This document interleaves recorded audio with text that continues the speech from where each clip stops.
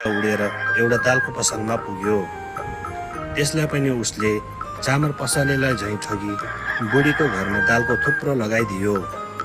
त्यसै गरी त्यस कुखुराले 1 पैसाले नुन, तेल, मसला आदि इत्यादि चाहिने जति हरेक थोक जम्मा गर्यो अनि तिनै वस्तुहरूको सहायताले बुढी र कुखुरा दुवै मिली दरबार जस्तो एउटा ठुलो घर बनायो।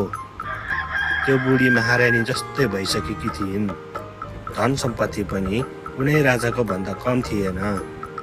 त्यसपछि एक दिन त्यो कुखुरा त्यस देशको राजाको छोरीसँग बिहे गर्न भनी हिँड्यो। जाँदा जाँदा त्यसले बाटोमा एउटा माउरीको झुन्ड भेटायो अनि ती माउरीहरूले भने, कुखुरा दाई कहाँ जान लागेको? अनि कुखुराले भन्यो, राजाको छोरीसँग बिहे गर्न।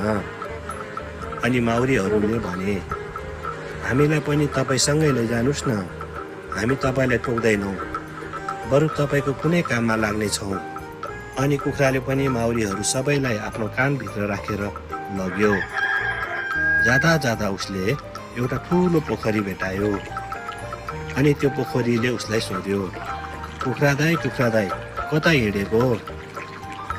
अनि कुखुराले भन्यो, राजाको छोरीसँग बिहे गर्न।